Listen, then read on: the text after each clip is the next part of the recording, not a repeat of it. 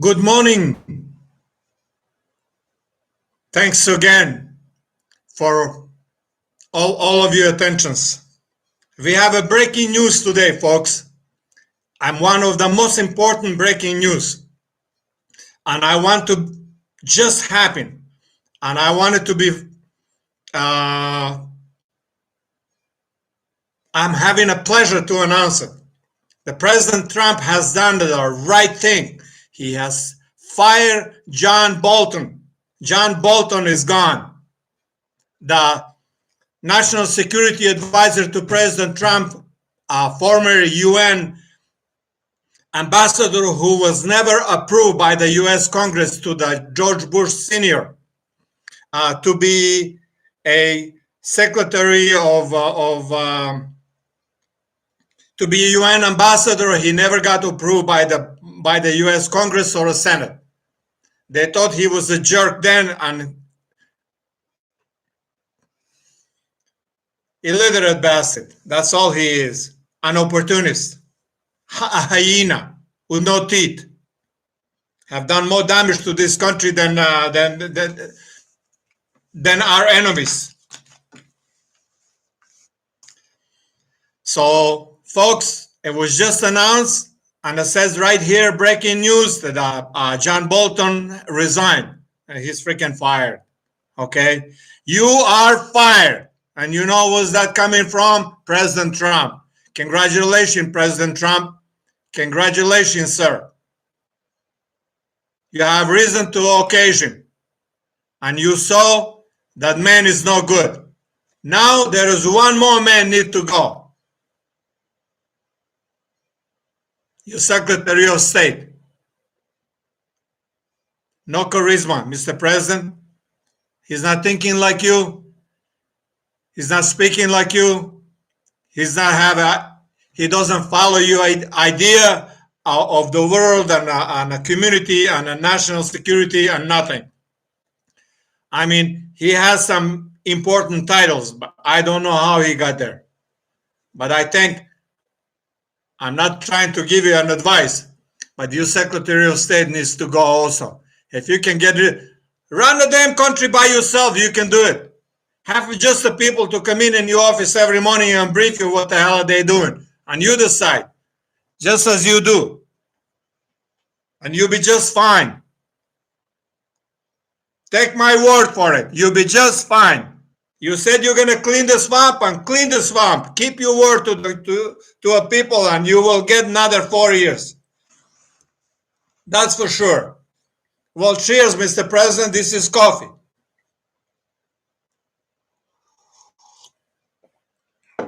Wow. I remember when George Bush Sr. appointed him for UN ambassador. They met a Mac from Senator Becker to Patrick Moynihan to Joe Biden to Robert Dole to Mitch McConnell to many old senators that they were over there in those days. They said, this guy representing America, United States of America, you gotta be freaking joking. He's a disgrace. He can't even trim his freaking hair or mustache.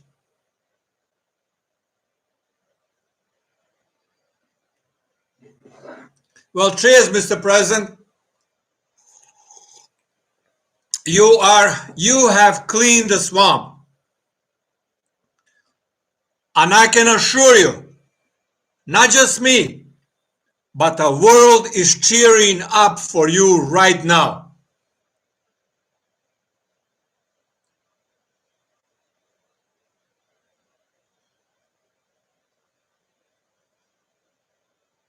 You have done a right thing, Mr. President. Whatever my word is worth it, you have done the right thing.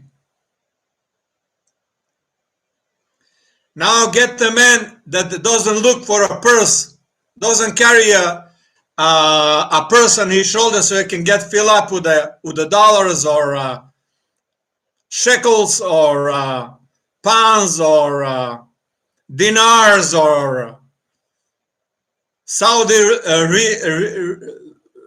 real or Hong Kong dollars or Chinese yuan or a Russian ruble or whatever. Whoever will fill his purse, I mean John Bolton, he will be his friend.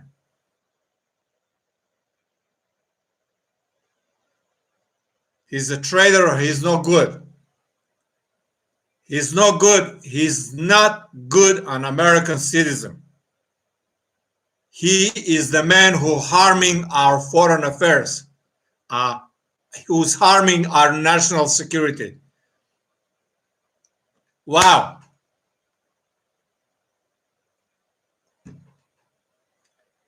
Good day for United States of America. Don't forget, Mr. President, to let go your Secretary of State. And like I said, if you can't pick up somebody else, do the job yourself. You're smart enough to do it. And you talk the way you talk, it doesn't bother me because I talk like that myself. Well, cheers again. Bibi Netanyahu again in Israel, folks. Bibi Netanyahu is showing the maps on a secret Iranian nuclear site. Like that is a car garage. Like nuclear sites are car garage or car repair shop, so you can just build it and have a couple of ranches over there, and there you go. Or, if you remember, folks, during the Iran-Iraq war, I mean during the war on when we invaded Iraq, and mobile homes are nuclear laboratories. What a freaking joke. What a freaking joke. What an insult to all the intelligence officers who even went with that. And they look like idiots these days. They are all over the TVs apologizing and looking idiotic.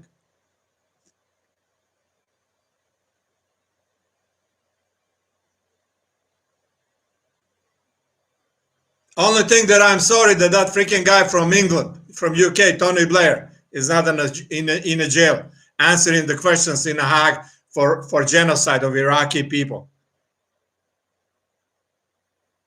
That's what I feel sorry. And they led my president, George Bush Jr., they led him in that war. Him and Cheney. Dick Cheney should be in jail, and Tony Blair should be in jail. Two architects of the blueprint to invade Iraq and bring the chaos as we have it today in Iraq and the Middle East.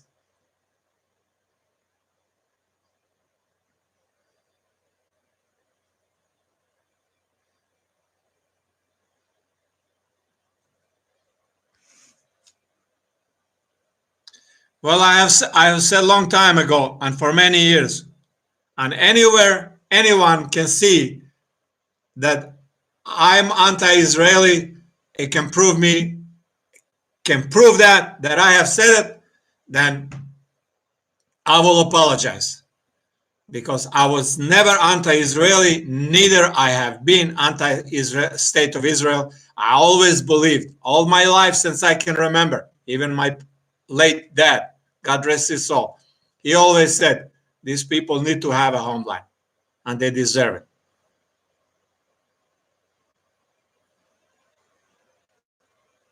Although I disagree, I strongly disagree the way they treat Palestinian people. The Israeli government must correct themselves. Must correct themselves. On AIPAC, CNN, ABC, Fox, CBS, all the radio and the televisions in America, they support this AIPAC group.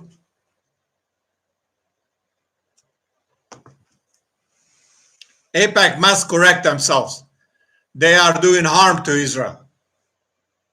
Without them, Israel will never be able to bully through American back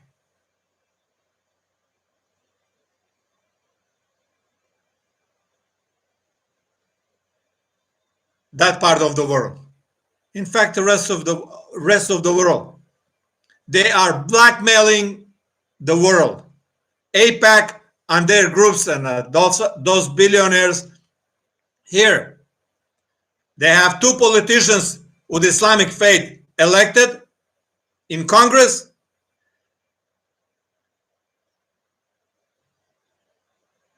They have no freaking prayer to get reelected because there is so much pressure in Congress from a Jewish lobby. So much pressure. The check and balances are out of the window.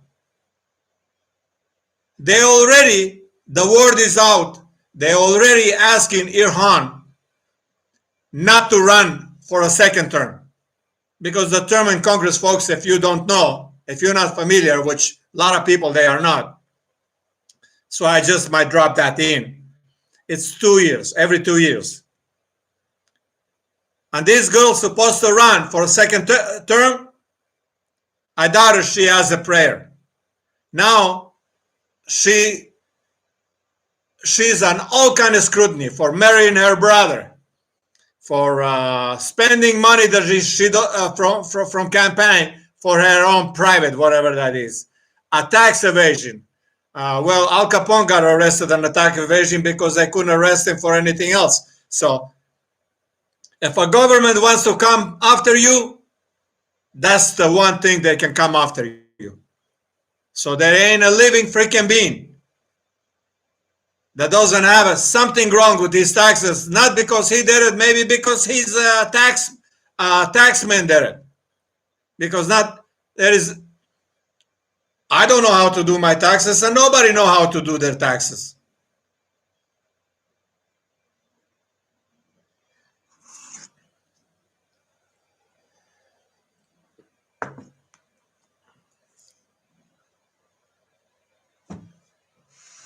Good citizens,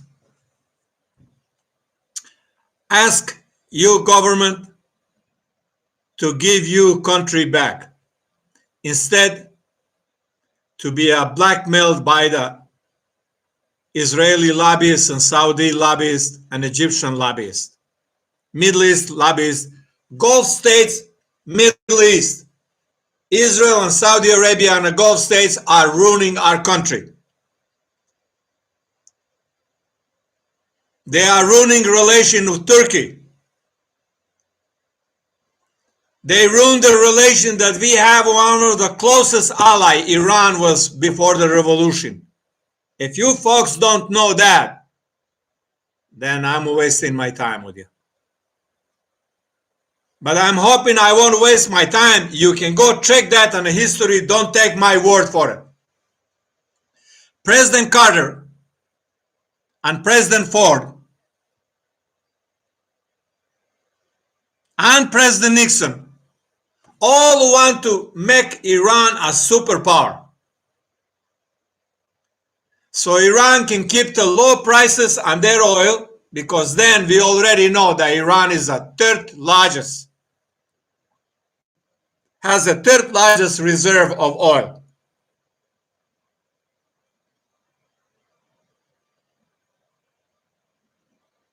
Forget the natural gas. That's extra.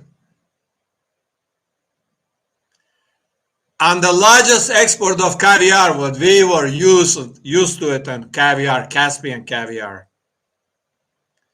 And the largest export of pistachios. And we had a listening post right there on the Caspian Sea. I mean, to listen what Russia, Soviet Union is doing then. So Iran was most important. Yet, Iran had a full diplomatic relationship with Israel and military cooperation. Israel was supplying Iran with all the military light hardware and also with the sophisticated hardware, and teaching Iranian pilots how to fly and teaching Iranians engineers how to produce their own. But Iran have given at that time Israel oil, and Israel have given ammunition and Uzis and all the, you name it, all the light armory for Iranian army then during the Shah. Suddenly, all of that was changed when Ayatollah Khomeini came in. And why Ayatollah Khomeini came in, folks? Here, let me just give you a little tip. I mean, I know you see on Google all kind of crap. Former CIA agents and M1 and Sabah from Iran and Israeli intelligence, Mossad, and you name it. Everybody is turning the water on their front lots so they can look the green. They look like they are not guilty.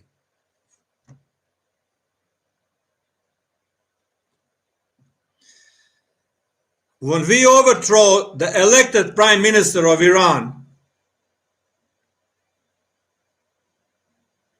before installing Shah, we let Shah form the Savak, or whatever his name of his intelligence then. I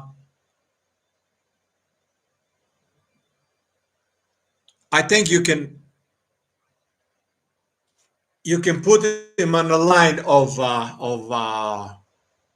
SS police. They have oppressed Iranian citizens and brutalized Iranian citizens like never in history. I don't think Iranian people have ever in history experienced. And we supported the West, UK, France, United States, Saudi Arabia, then. I mean, all the countries, Israel, all the countries that they were friends with Egypt, all the countries that they are friends with us, and Iran in those days, they all supported Shah. Nobody cared. I mean, nobody freaking cared about Iranian people or Nicaraguan people during Anastasio Somoza. That murder, that brutal ruler of a little country in South America, Nicaragua, and all, let's say, military regime in Argentina, military regime in Chile, military regime in Brazil, El Salvador, Guatemala, Peru, Bolivia. Oh my God! I mean, do I really have to go on? Iran have topped all of these oppressive governments. Iran was on the top of it, top line. Not even East Germany can match him. Not even Soviet Union can match him. Not even Marshal Tito in Yugoslavia can match him, or Mao in China, or Chiang Kai-shek in Taiwan. All of those people are oppressors. But Shah of Iran everything have gone over his head, and we thought the more we oppress Iranian people, surrender, and we will have a listening post over there, and we can do whatever we want to do. And over the top, we were ready during the Carter, finally, during the President Carter, to bring the nuclear warheads on Iran and let him have a black suitcase, briefcase, so they can decide when those nuclear warheads can be fired in case of the major war between the superpowers. Here, how much narrow-minded we are, or our government, in time to time. I have always admired President Carter, but I have never believed this till I have researched it, that we were ready. Even President Carter said it himself. You can find that out. He's speaking that he was ready. They were ready. His administration was ready to make Iran nuclear power. We did give him a small reactor for the research at the Tehran University. They have that even today.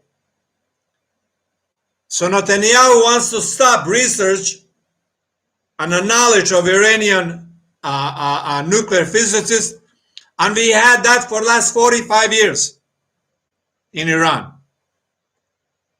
Well, the only way to stop it, Mr. Netanyahu, Bibi, is to nuke the university in the middle of Tehran. Okay? That's a small research. It won't do too much damage, but will poison 6 million people in Tehran. I don't get where you're coming from, sir. Only thing that I can say, you are not forgiving man at all. And you are ungrateful man. Go back in the time of Cyrus the Great and Prophet Abraham. And travel all the way back till today. Iranian people were never enemy of the Jewish people. It's only in your freaking stupid mind. It's only in your freaking stupid mind. And no Islamic country was ever against the Jewish people. It's only filthy Zionist politic.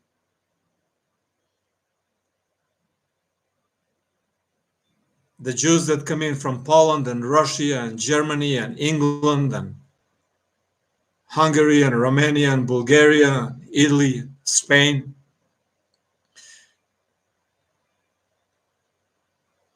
They are the one, and you are one of the bread people. You are not Arab Jew. You are a convert. You shouldn't even be calling yourself a Jew. The pure Jewish people are Iranian people, Palestinian people, Iraqi people, Moroccan people, Libyan people, Tunisian people,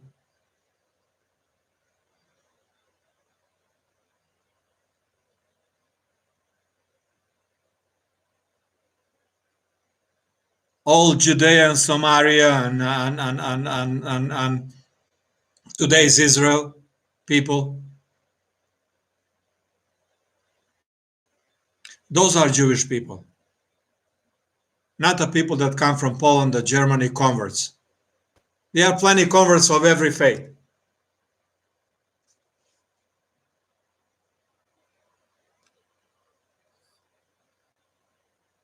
I would just ask you to stop putting a jet fuel on a brush fire. A barrels of the jet fuel on a small brush fire. You shouldn't be doing that. First, you will harm the people that live next door from that brush fire, and then you will harm the people that you are trying supposedly to save. But if you cannot save him from yourself, you cannot save him from your neighbors. Let's get that in your head. If you cannot save you people from yourself, from your ignorance of yourself, then you cannot save him from your neighbors. You're making too many mistakes and you're making too many enemies around the world. And people are laughing on you. And you are taking my country, would you? And then people are laughing on my country, and the world is laughing on my country, United States of America, and that's not correct what you're doing. Like I have said on a previous show yesterday, the Hamas and Hezbollah is your responsibility. If you want to go on a war, go by yourself, and better today than tomorrow. And I think you're waiting too long. If you want to clean up the neighborhood to make sure that there is no fire, if you want to extinguish the fire, Mr. Netanyahu, don't go to Iran, and don't go to Pakistan, and don't go to Syria. Those are the small pockets. They are oppressing people, and they are giving you a hard time. They are oppressing Palestinian people, and they are oppressing the Lebanese people, those both groups. That won't be so hard for a superpower as you that can mobilize 6 million men for about a week of a war. And I will come in to cook for you, Mr. Netanyahu, for your troops. Here, I promise. You go in Lebanon and in Gaza, and you clean up Hamas and that. I will pay for my own trip, and I will come in over there to help the Israeli troops to move, to load, to unload, I will be a back support. And I know how to do the front support and a back support, Mr. Netanyahu. And I know how to plan the war games too. So maybe I can help out there. Here, and I'm not Israeli, and I'm not a Jew. Okay? But when it's right, it's right. When it's wrong, it's wrong. But in that note, when all is done, Mr. Netanyahu, you have no right to oppress Palestinian people and bulldoze their homes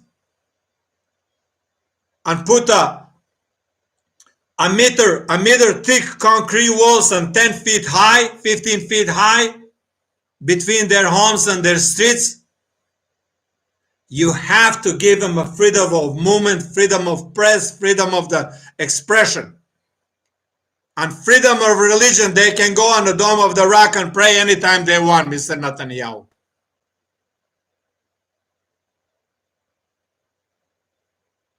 And there is a two-way to solve that problem, Mr. Netanyahu. Two-state solution, pull out the 1962 border, or a Confederate state. This may sound corny, but it's not. Confederate state, full right for Palestinian people to be Confederate state of Israel and Palestine.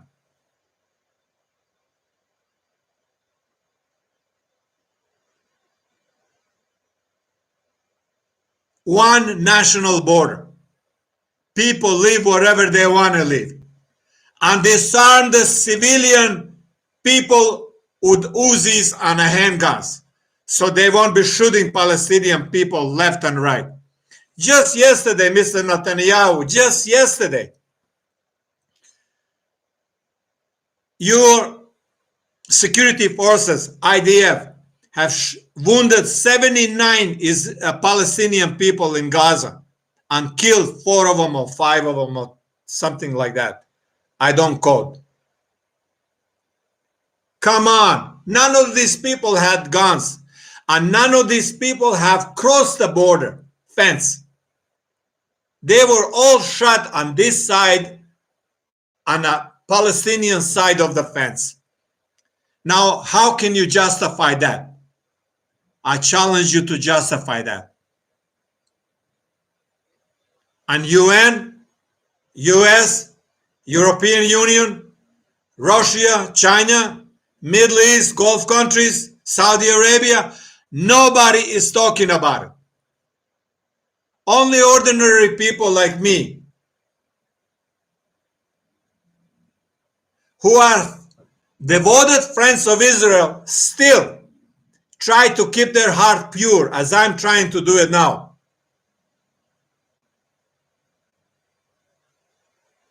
How long you think you can get away shooting innocent people? Only thing that I will call on the Jewish people of my country of America, my brothers and sisters, Jewish brothers and sisters, and evangelicals, religious people who support staunchly Israel. No more, no less than I do, and a right to exist. Let's not be blind. Let's give deserved peace to Israeli people, to Jewish people in Israel, and let's give deserved peace to Palestinian people.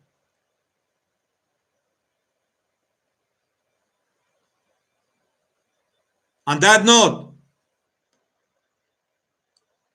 I would like to go back to my president, to our president, to my president Trump, who I have in many occasions supported 100%, and on many occasions, or a few occasions, I have disagreed with him. Although this time President Trump have risen to occasion and got rid of this menace of corpse, John Bolton, that have made him look bad and have made White House look bad, have made his office look bad. Thanks, Mr. President. You surely have done it right. And I will close on that note, folks. Till the next time. Thanks for being with me. Wow, what a beautiful day.